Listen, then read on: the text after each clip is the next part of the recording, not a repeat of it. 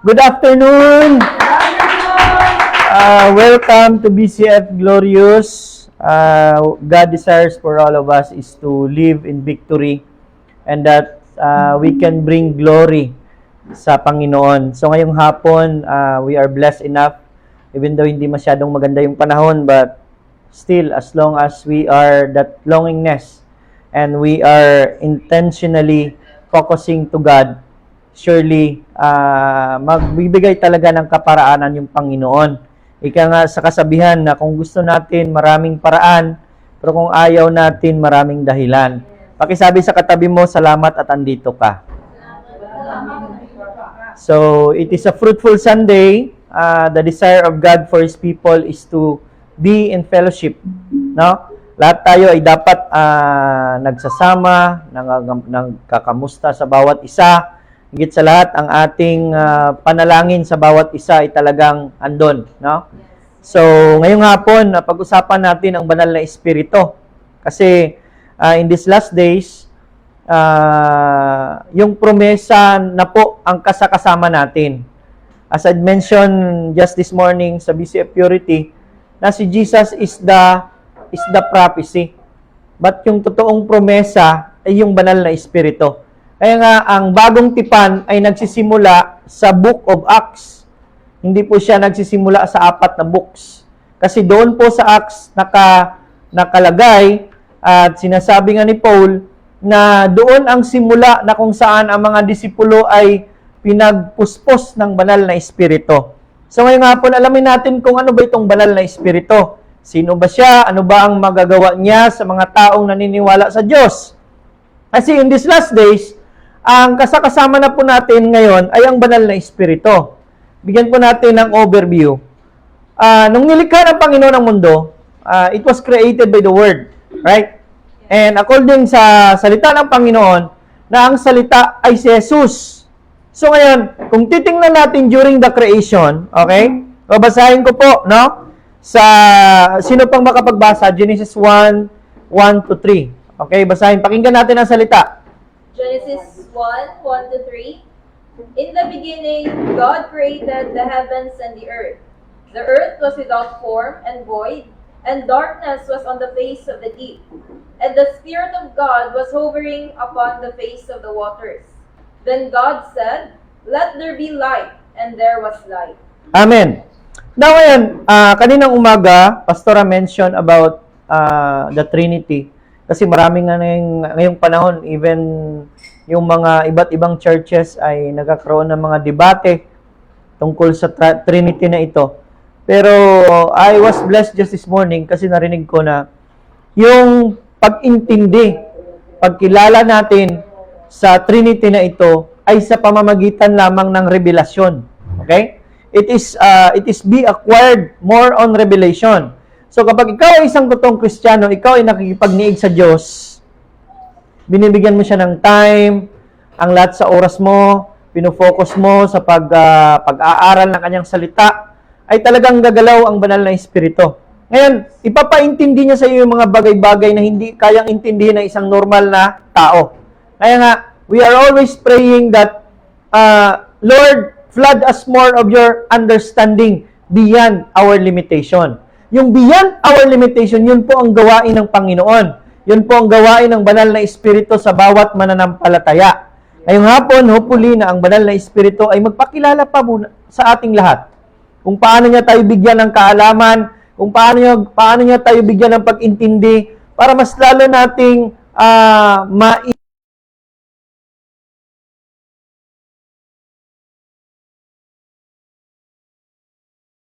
sinabi kanina sa salita, ang espiritu ng Diyos ay andun na. Okay? Ibig sabihin, hovering ay nag-aantay. Okay? Ibig sabihin, umaaligid siya. No? So kung titingnan natin, andun yung Trinity, even in creation time. Okay? The Father in heaven is the Creator. Siya yung God na sinasabi doon na gumawa. And then, the Word was spoken. Kung titingnan natin sa John 1:14, okay, basahin natin ng John 1:14.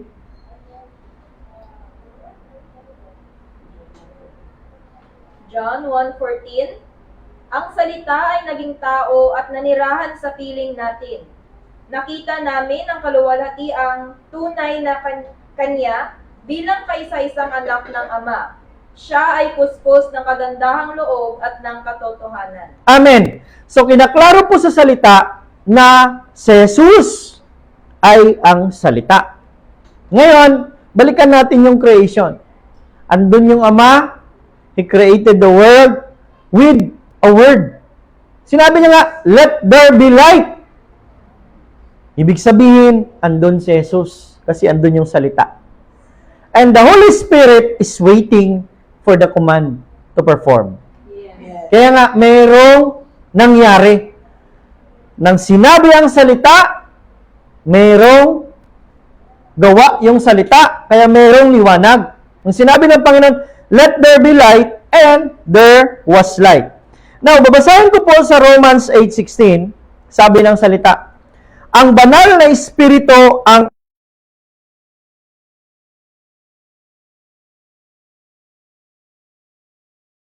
mga anak ng Diyos.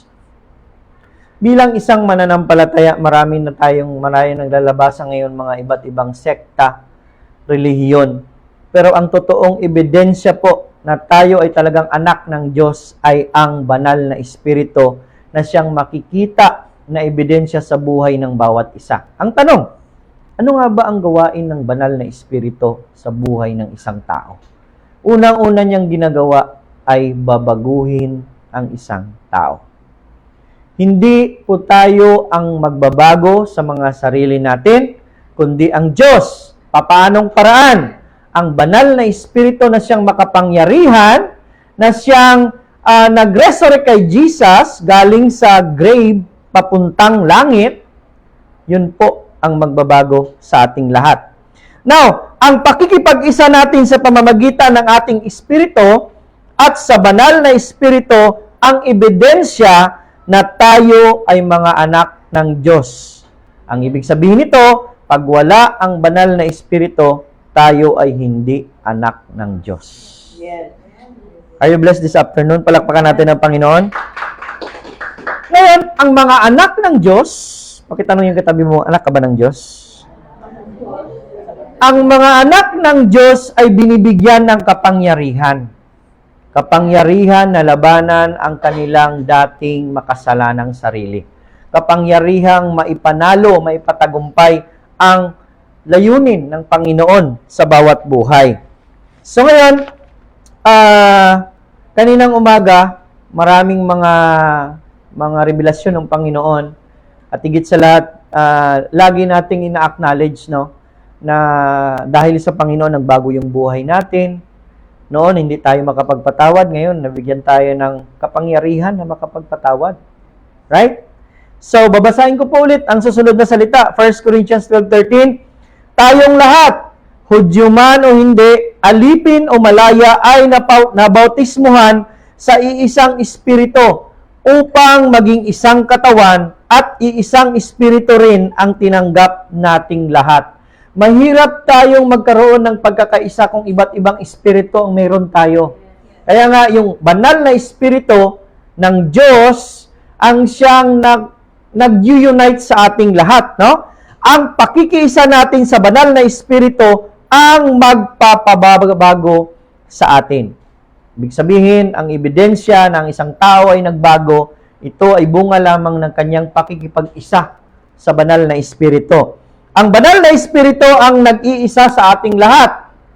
Kasi nga, yung sabi ko kanina, hindi man tayo magkakasama 24 hours a day or even days a week, hindi tayo palaging nagkikita. Pero lahat tayo ay nagkakaisa sa espiritu kung tayong lahat ay nananalangin sa isa't isa. Amen? Doon po tayo nakikiisa. At higit sa lahat, yung ating personal na relasyon sa Panginoon, yun ang magbibigay sa atin ng paraan para tayo ay makapag-reach out ng kapwa natin.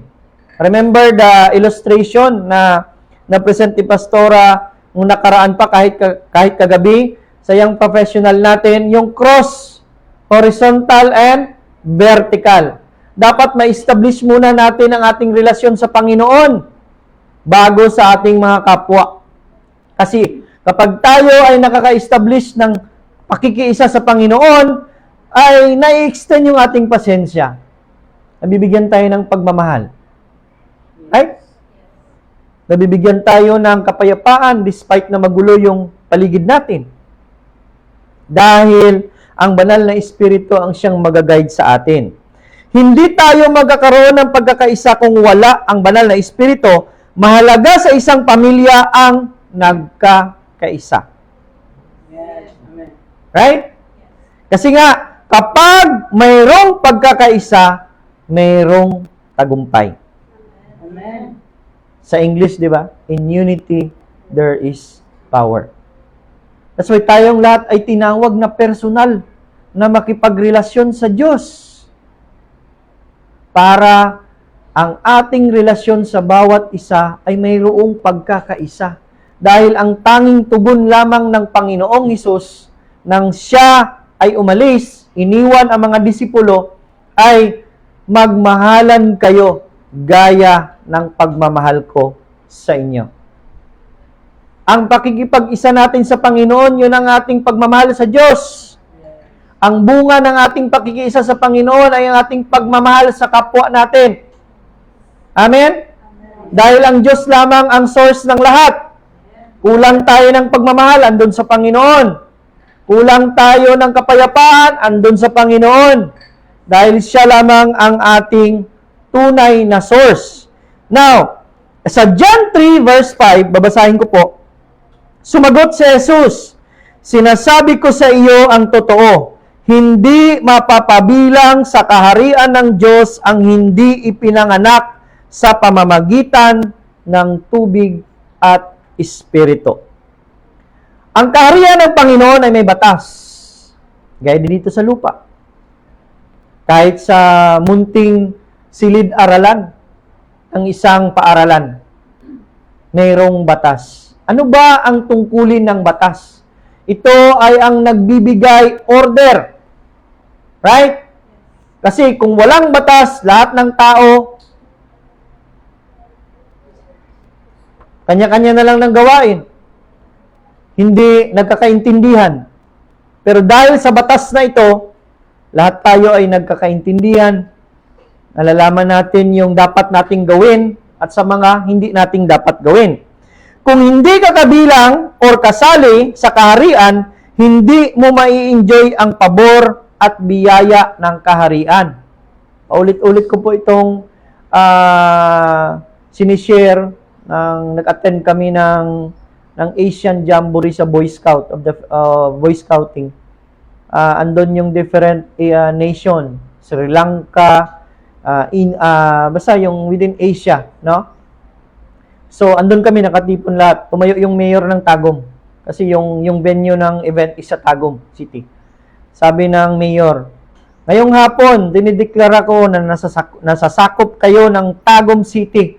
So lahat kayo ngayong hapon ay taga-Tagum na hanggang sa matapos ang activity na ito. At ang sabi pa ng mayor, lahat ng kailangan ninyo, sagot ko. Ganon din po sa kaharian ng Panginoon. Pag tayo ay hindi nabibilang sa kaharian ng Panginoon, hindi natin mai-enjoy kung anong meron doon sa kaharian. Ang tanong, ano bang meron doon sa kaharian? Sabi ng salita, righteousness, peace, and joy in the Holy Ghost. Andun yung katwiran, righteousness. Andun yung peace, kapayapaan. Andun yung joy at kagalakan, kasiyahan. Kapag ikaw ay napapabilang na sa kaharian ng Diyos. Ibig sabihin, ang banal na Espiritu ay isa sa mga saligang batas na dapat malaman ng bawat mananampalataya kung gusto niyang mapabilang siya sa kaharian ng Diyos. Kaya kailangan nating maipanganak muli sa Espiritu. Kasi ang Diyos ay Espiritu. Amen? Amen. God the Father, saw the problem of the humanity. That's why hindi niya maipadala yung sarili niya. Nag-isip siya ng paraan. And there was a prophecy, amen, that there will be a Messiah na ipapadala. And the purpose is that to redeem. Okay? To redeem the humanity from sins and to reclaim the rights as children or sons and daughters of God. Ngayon, pinadala si Jesus.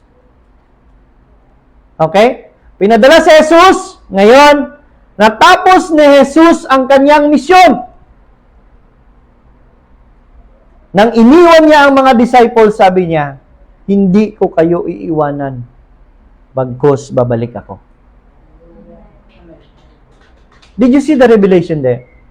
Habang kasakasama ni Jesus ang kaniyang mga disipulo, walang na-create na faith or pananampalataya sa bawat disciples. Kaya nga, nahirapan silang mag-cast out ng demons. Nahirapan silang i-pray, i-cast out yung ilang oras na sila na Jesus name, hindi pa rin umaalis.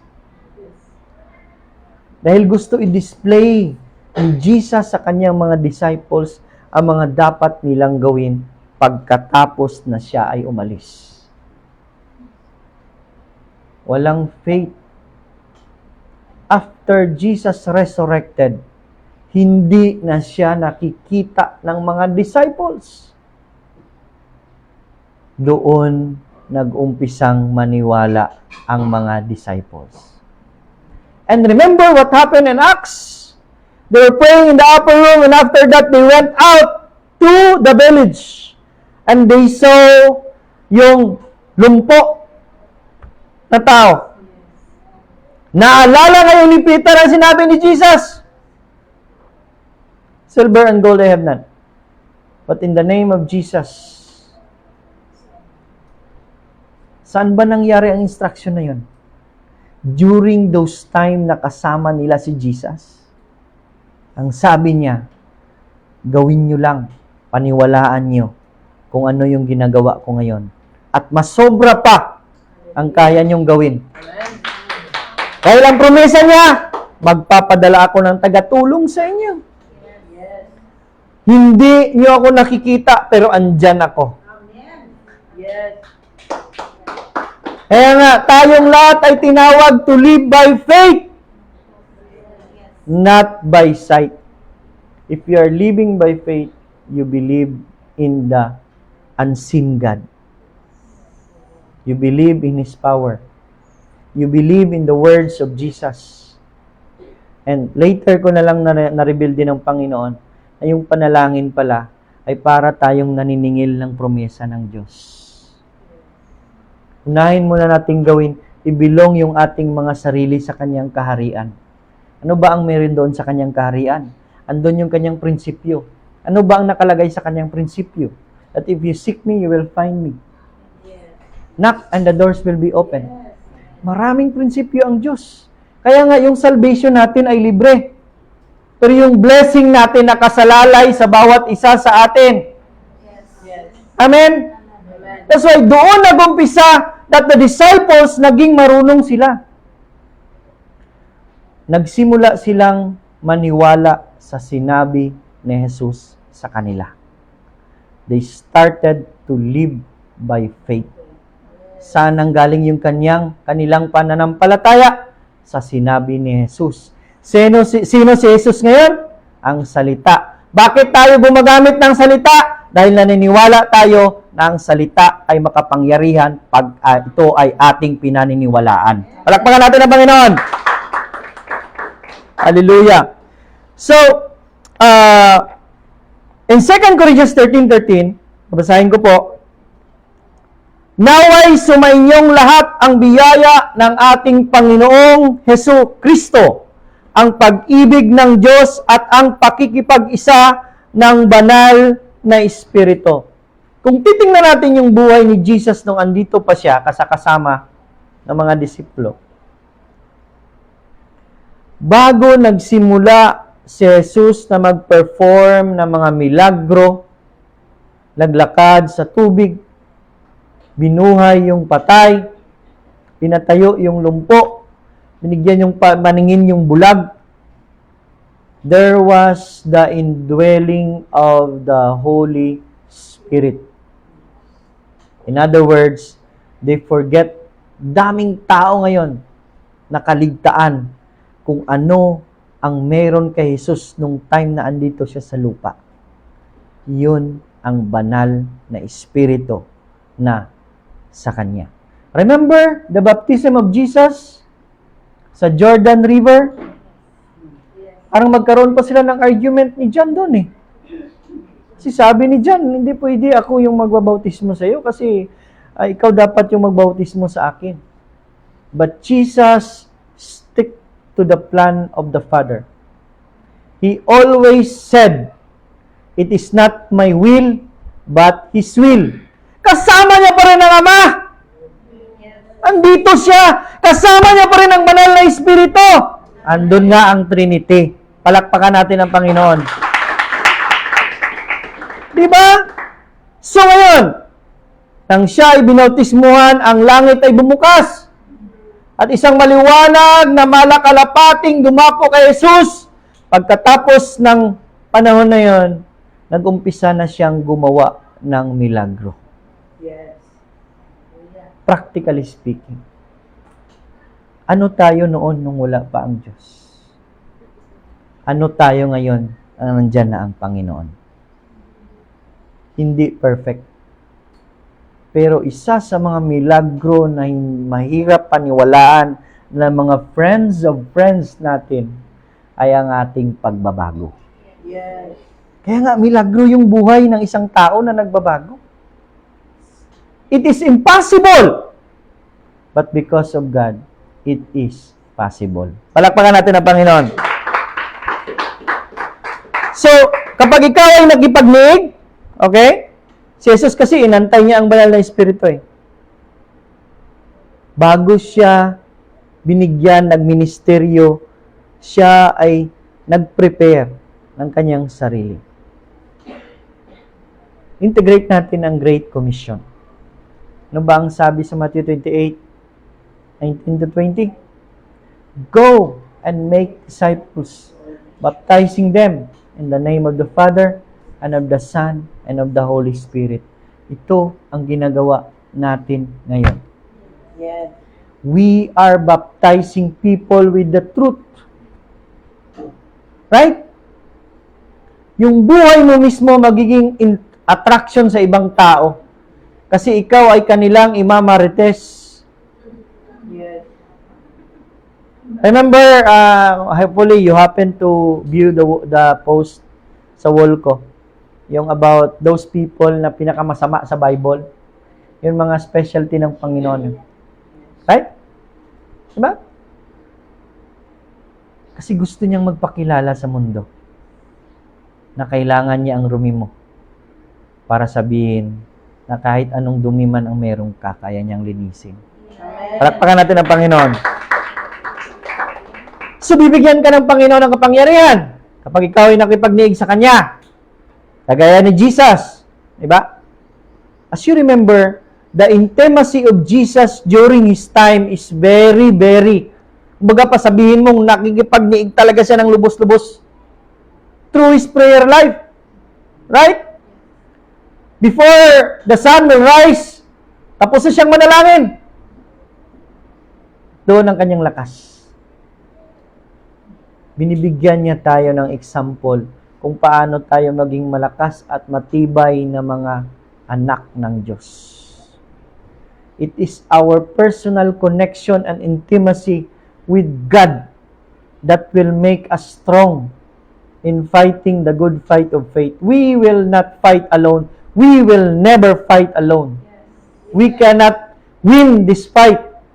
But because of God that is living in us and through us, we can do it. Amen. Amen? That's why we have what we call fight the good fight of faith. It is the empowerment of the Holy Spirit sa buhay ng bawat isa ang siyang nagiging dahilan kung bakit napagtagumpayan mo ang buhay dito sa mundo. Ang problema, malaki man, maliit, nakakayanan. Hallelujah? Yes. So, when you receive Jesus, of course, through the Word, kasi hindi mo naman siya nakikita, Pero dahil sa kanyang salita, narinig mo, that if you confess with your mouth, believe in your heart that Jesus is Lord, you will be saved. That's the time that you are going to give birth in your spirit. Right? And later, you will grow. Ang tanim, pag itinanim, kailangang alagaan.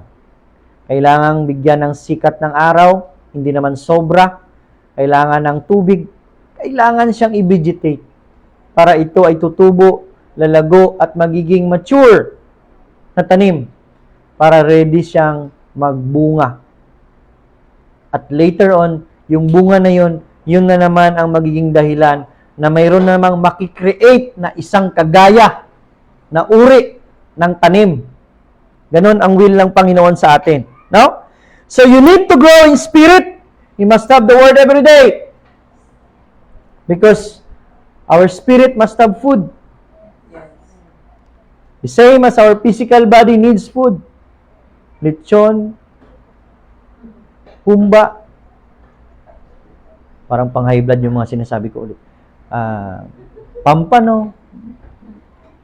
Those are physical food for our physical body, right? Yes. But our spiritual body needs our spiritual food. That is the Word of God. Amen. The more you take in the spiritual food, the more that you will grow. And later on, the more that you will grow, you will mature, and that's the time you will be empowered. Yes. All of us are being prepared by God for ministry. Are we the disciples of Jesus? Yes. Now, the true disciples do what the leader is telling us to do. That's why, andito tayo ngayon. Nagpapatubo tayo sa ating espiritu. Right? And God commanded us to fast. Not only to fast, to pray also. Because fasting must be accompanied with prayer. If fasting is not accompanied with prayer, then it is abstinence. And most probably, andun yung reklamo dito, reklamo doon. Wag mo akong kausapin kasi gutom ako. Mainit yung ulo ko. But if you tandem your fasting with prayer, God will supply you patience. God will supply you, what should I say? Tolerance. Right? Parang hindi ko mapigilan. Kakainin ko talaga. But if you accompany it with prayer, surely God will give you strength to say no. Because God wanted us to be intentional and focused. So that the more niya i-reveal yung sarili niya. Ika nga ni Pastor, the more you know God, the more you do not know Him. Yes. That's why it is, sabi niya kanina, the most adventurous in life, the most adventure in life is knowing God. Yes. Mahilig tayo sa adventure, right? Mga young people natin, mga boys natin. Mahilig magpunta sa mga jungle. Mahilig mag-discover. Ganon din ang Diyos. Kaya the most adventure in life is knowing God. The more you know God, the more that you are going to be adventurous. Exciting kaya maging adventurous. Yes. What makes you excited? You will discover something new. Yes. Palakpakan natin ang Panginoon. So, ikaw ay tutubo at magiging mature sa iyong kapanahunan. Maturity depends upon your intimacy with God. The more na ikaw ay lumalapit sa Diyos at nakikipagniig, the more that you will grow in your spiritual life, the more that the Holy Spirit will empower you. Right? Ang kapangyarihan ay ibinibigay lamang sa mga mature. Yes. Remember the movie Avengers? Or no. Kung Fu Panda. Right? Sakim masyado sa kapangyarihan. Lahat ng kapangyarihan ay kinukuha niya. And later na lang, nalaman niya na hindi niya pala kayang i-contain yung power. And eventually, siya mismo ay madidistract ng kanyang power. Sabi nga ni Pastora kanina umaga, di ba? It is impossible for us to directly contact to God. Kaya yung hindi mga naniniwala kay Jesus, sunog silang lahat. Direct sa Ama. Ama! Ama! Alam niyo kung sino kayo. Yes. That's why God provided us a mediator. Kumbaga pa, mayroong hostage taking. Siya nag-provide ng negotiator. Kasi God is holy. And we are not holy. We need the Holy One. Yes. That's why we need Jesus. That's why we come before Jesus before going to the Father. Amen? Kaya yun. Mga hindi naniniwala sa Ama dyan, huwag na rin kayong maniwala sa Ina. Doon na kayo sa anak. Sabi ko nga kanina, ang dami nating dinadaanan, right? Nung ako ay first year high school, my section is St. John. St. John. Second year, St. Lorenzo Ruiz. Third year, St. Paul. Fourth year, St. Matthew. And every time, every period, every subject, before it will start, after the prayer, St. Paul, pray for us. St. Matthew, pray for us. We are laughing. Dahil nakikita natin yung ating mga sarili noon. But still, we are blessed because God allow us to know the truth. Amen. Palakpakan natin ang Panginoon. Now, in John 14:9-14, medyo mahaba ito. Babasahin ko po. Sumagot si Jesus, Felipe, ang tagal na nating magkasama, hindi mo pa rin ba ako kilala? Ang nakakita sa akin ay nakakakita na rin sa Ama. Paano mo nasabing ipakita ko sa inyo ang Ama? Hindi ka ba naniniwala na ako ay nasa Ama at ang Ama ay nasa akin? Walang Trinity sa Bible. Pero mayroong revelation. Nagpasalamat yung mga kasamahan natin sa purity kanina.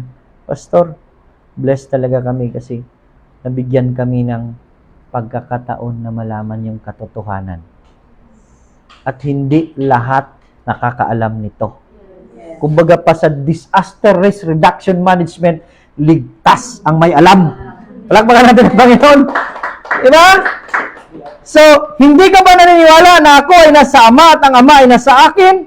Ang mga salitang sinasabi ko sa inyo ay hindi nanggaling sa akin, kundi sa Amang nasa akin. Hindi kasi makita ang God the Father. Pero kaya Jesus is the exact representation. Kung anong meron kay Jesus, yun din ang sa Ama. Amen? Hallelujah. And later on, di ba? Kasi hindi naman masyadong na-picture out ng mga tao kung sino yung Ama. That's why in the Revelation, as you notice, He will come. Siya mismo. Yes. Kasama niya doon ang Ama. Ano bang meron sa Ama? Power. Right? Are you blessed today? Amen. Hallelujah. So, maniwala kayo na ako ay nasa Ama at ang Ama ay nasa akin. Kung ayaw ninyong maniwala sa sinasabi kong ito, maniwala man lang kayo dahil sa mga ginawa ko. That's why gusto niyang bigyan ng leksyon mga tao noon eh. Mahirap silang maniwala.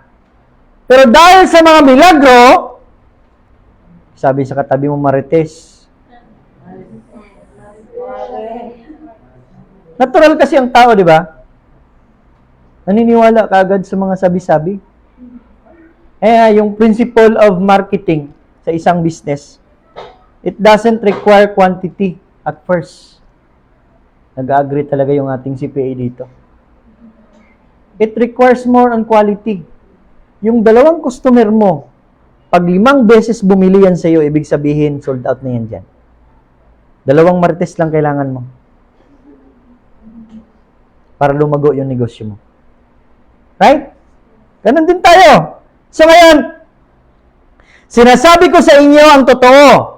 Ang sumasampalataya sa akin ay makakagawa rin ng mga ginagawa ko. At higit pa rito ang magagawa niya dahil pupunta ako sa Ama. Testimony ko ulit ito kasi masyadong masaya kami kanina eh. Alam niyo po, before ako nag-take ng licensure examination for teachers, bumisita ako sa puntod ng tatay ko. Alam niyo ba ang sinabi ko doon? Tay, tulungan mo ako sa examination ko. The second time na pumunta ako doon, dinala ko si Sister Sally. Pinakilala ko. Pang, si Sally. Dalawang isip ako nang sabihin ko, Sally, si Papang, wala naman siyang nakikita.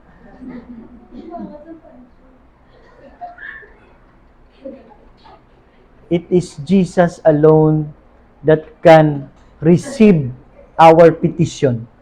Yes. Right? Hindi si Maria, ang sinasabing puno ng grasya, kundi si Jesus lang. Bakit? Kasi siya ang nasa kanan ng Ama. Yes. He is our mediator. Hallelujah. Who will receive our prayers? It's the Holy Spirit. Yes. Omnipresent, omniscient, omnipotent. Amen. He will get all our requests and bring it to Jesus. Yes. And don't you know that the Father honors what Jesus desires? Bakit? There was an exchange of promises. Happened. Tinapos ni Jesus ang kanyang misyon. Nag-glorify ang Father. Ngayon, we prayed in Jesus' name because even right now, Jesus is interceding for all of us. He is praying for us na huwag na tayong bumalik sa dati. Yes. Dito na tayo sa present na kung saan kasama natin siya. Amen. Amen? Palakpakan natin ang Panginoon. So si Jesus ang saktong representasyon ng Ama. Ang Ama ay nasa Kanya at ang banal na Espiritu ang nagbibigay kapangyarihan sa Kanya. Walang Trinity. Ulitin ko po. Walang Trinity sa Bible dahil ang Trinity ay maiintindihan lamang sa pamamagitan ng pagpapahayag. Ang nagpapahayag ay gawain ng banal na Espiritu. If you want to go beyond your understanding, ask the Holy Spirit. Later on, di ba? Sabi ni Pastor kagabi, huwag naman kayong humingi, napapasa rin kayo ipapasa kayo ng Panginoon sa exam, hindi kayo nag-aral. Of course, the Holy Spirit will remind you na wala ka nag-study. Yes. Right? So, si Jesus naman ang daan. Pero, ang Ama ang ating destinasyon. Amen. Siya ang daan, pero ang Ama ang ating destinasyon. Doon tayo pupunta. Kaya sabi niya, at anuman ang hilingin niyo sa aking pangalan ay gagawin ko upang maparangalan ng Ama sa pamamagitan ko na kanyang anak. Sinungaling si Jesus sa kanyang mga sinabi kung hindi mangyayari ang pinaniwalaan ng mga tao ng mga sinabi niya noon. And that with the Father will be glorified. Maitaas ang Panginoon dahil kay Jesus. Ibig sabihin, totoo ang sinasabi ni Jesus. Yes. Amen? Oo, gagawin ko ang anumang hilingin ninyo sa aking pangalan. Ulitin ko po, sa pangalan lang ni Jesus. Amen. Be careful po tayo mag-amen, amen sa mga prayer, ha? Kasi maraming iba dyan, pinapadaan kay Maria. Nazareno. Puti, white Nazarene, black Nazarene. Ano bang klaseng Nazarene yan? We with what the Bible is telling us. We believe in the truth that is written only in the Bible. Amen? Amen. Okay. Kaya nga, ang kanyang habilin sa ating lahat, sa John 14:15-20, kung mahal niyo ako, pagkatanong yung katabi mo, mahal mo ba ang Diyos? Susundin niyo ang aking mga utos. At hihilingin ko sa Ama na bigyan niya kayo ng isang tagatulong na sa inyo magpakailanman. Amen. Walang katapusan. Amen. Ang tulong, walang katapusan. Ang tawag, walang katapusan din. Di ba? Ilang oras ba bago malubat yung cellphone na bago? 3 hours? 6 hours? Limitado pa rin. Ang Panginoon, walang lobat-lobat. Amen? Always available. Hallelujah. So, Jesus is our mediator. E ngayon, He intercede, praying on our behalf. Kaya nga, doon tayo nilalabi lahat kay Jesus. Lahat ng approval noon kay Duterte, dinadaan kay Bongo. Sino pa yung isa? Yung nag-aantay parang spokesperson niya? Rocky. Those are people that is very influential to the president. That's why lahat ng mga request dinadaan yan sa kanila for approval. And if the trusted person recommended, of course, meron tayong ginatawag na assistant. Kasi doon pa lang sa assistant, planchado na yan. Pagdating doon sa magpirma na lang yan siya. In other words, ang trust and confidence ng Ama ay andyan kay Jesus. Yes. Palakpakan natin ang Panginoon. Walang magawa ang mga pagdyan si Jesus eh. Doon natin pinadaan yung ating panalangin. Hallelujah. Remember the resurrection of Jesus? Andito siya. Kasama ang mga disciples. Pina-observe niya talaga ang mga disciples. Ang iniwan niya ang kanyang salita. Nang umalis siya, ang naiwan ay ang salita. Amen? Sabi niya, paniwalaan niyo ang sinabi ko sa inyo. Ano bang gagawin namin, Lord, para praise? Sabihin niyo lang. And indeed, ginawa ni Peter. Nangyari. Are you familiar in the creation? Same situation. And same words that is present with us right now. Same power will happen if you believe in His Word. Amen. Palakpakan natin ang Panginoon. That's why in Galatians 5:22-23, ito yung pinaka-ebidensya.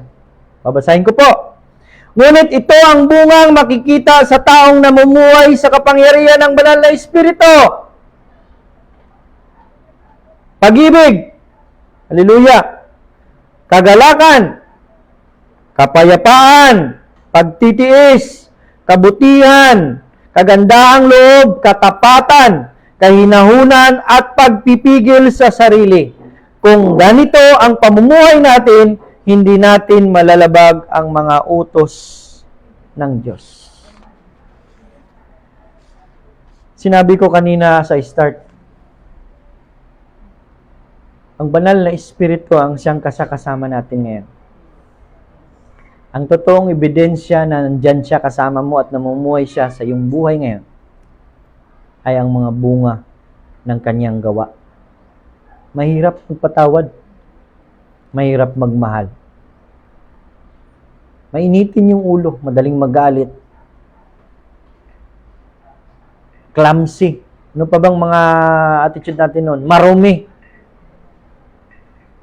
If you will just allow the Holy Spirit to reconstruct you, gagawin niyang with purpose yung buhay mo. Amen. Kaya sabi nga ni Sister Joy sa kanyang testimony yesterday during our young professional. Andyan naman yung pera. Ganda naman yung job life. Pero, bakit malungkot pa rin? Bakit may kulang? Dahil sa totoo lang po, ang nagkukumpleto sa ating lahat ay ang Diyos.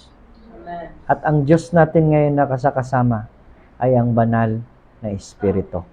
Palakpakan natin ang Panginoon. Are you blessed today? To all our live stream viewers, I'm inviting you to pray with me.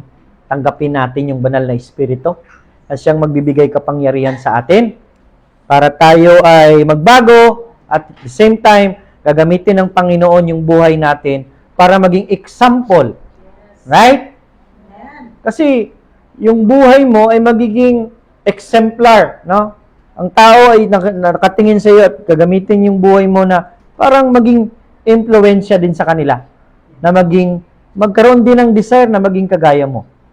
Right? So I'm inviting everyone to stand up. Let's accept Jesus, and the Holy Spirit will dwell in us, and He will do His thing. Yung kanyang specialty is babaguhin ka inside and outside. So, ikaw pinasukan ng banal na Espiritu para itong virus. Lahat ng mga hindi sa Diyos ay aalisin, sisirain niya. At babaguhin niya ito at bibigyan kanya ng bagong buhay na kaaya-aya sa Panginoon. At tayo, itaas ang ating mga kamay, sumunod sa aking panalangin. Ito ay simpleng panalangin lamang, pero ang kapangyarihan na kapalit nito ay makapangyarihan talaga.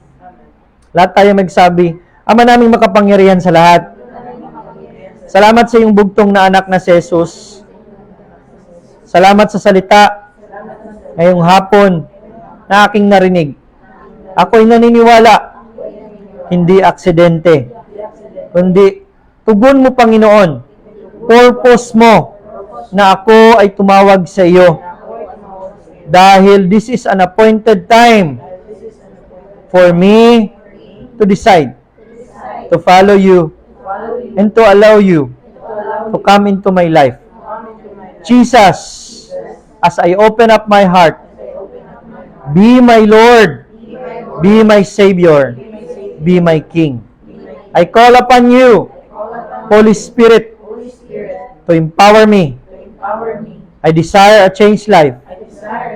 And beginning today, I believe that my life will never be the same again.